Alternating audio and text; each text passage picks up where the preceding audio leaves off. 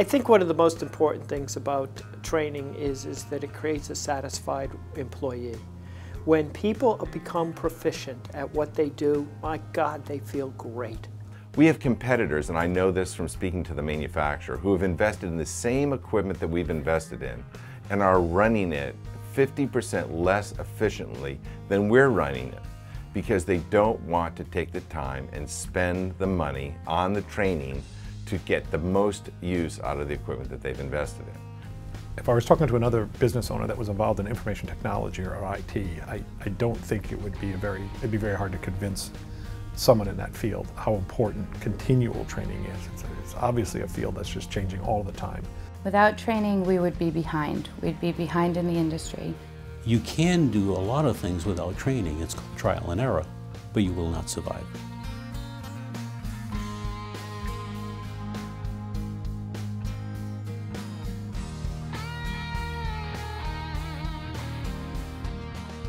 I'm Raymond CP, and I'm the president of Electrostandards Laboratories. We follow technology and we look for technological opportunities. The training here, it's continuous. If I were not able to train for the fiber optics, then the copper cabling would have been a diminishing business. If I were not able to train for the more complex connectors that are required for the military cables, these are trainings that we did only last year and the year before, we would not have some of the contracts that we got, which incidentally are from out of state. So we're bringing dollars into Rhode Island by the fact that we're trained better than some of the others. I'm Gianna DiLeonardo, and I work at DiLeonardo International as a principal. DiLeonardo International is an interior architectural design firm that focuses on the luxury market. This is our corporate headquarters in Rhode Island. We have offices in Hong Kong, Dubai, Philippines, Shanghai, and Long Beach. The Governor's Training Grant has helped us push forward with some of the most innovative technology in our industry today. We have taken a group of our staff members, both here and globally, and have been able to train them on some architectural programs that have really, they're not even implemented throughout our industry yet. So we're really pushing forward and we're able to get ahead of the game. My name's Bob Burke, and my wife and I own the Poto for a restaurant in downtown Providence. Being halfway between Boston and New York kind of thing draws an amazingly smart, sophisticated, fun group of people to our door. But if my servers, if my bartenders, if my cooks are not pleasant and delightful and engaging and charming and knowledgeable, the customer does care. We have to train and train and train and retrain and then train again. It's everything from how to answer the telephone, how to transfer a call, how to get that customer who's inquiring about something to the right person who's going to take care of them. It's how to open a bottle of wine. It's how to place a plate on the table. The human factor in our business is absolutely everything.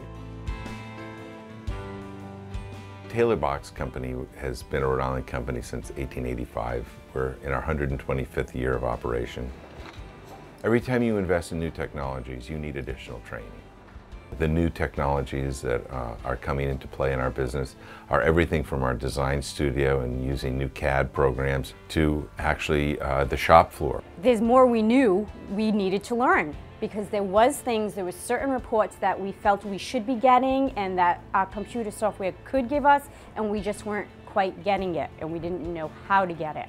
The thing that makes a technology work, rise or fall, are the people who are implementing the technologies.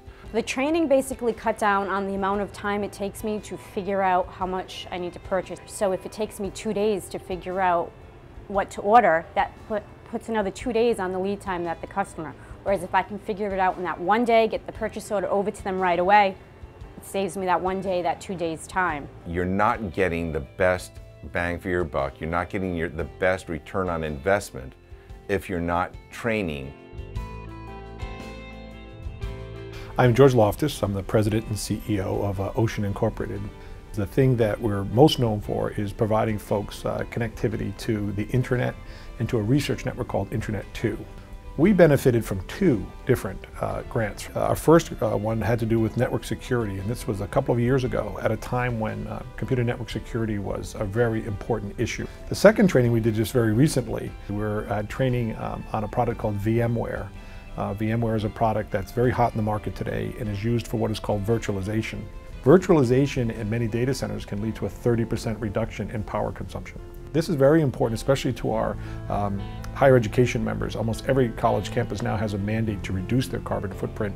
We actually filled a class like the VMware class very quickly, which just shows how enthusiastic the people were to take advantage of the training opportunity. We got the applications for the workforce grant.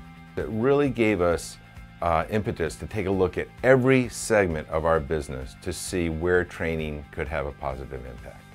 One of the areas that we're investing in training is our sales effort to increase our sales effectiveness. We're using strategies that I never could have imagined and which I'm not going to share with you here, but that are incredibly effective and have allowed us to bring a lot of new accounts and new industry sectors into our fold. When they first mentioned that we were going to do sales training, we all kind of got a little nervous, but after the first meeting it was great to have everyone's input and also to learn about some different industries that are not exactly related to us, but see how they have very similar problems and concerns that we do and how we can kind of implement some of their solutions and to make ours work.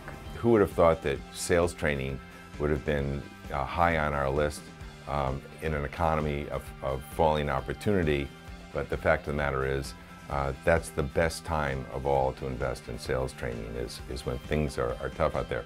Are you getting your money back for your investment in savings? Well, given that the grant covers up to 50% of your investment in training, absolutely. The grant is going to challenge your brain. It's going to make you think about how you train.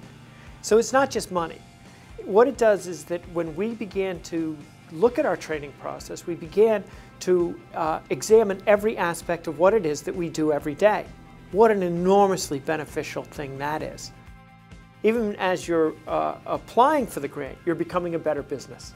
The matching grant, in these times, you have to be creative.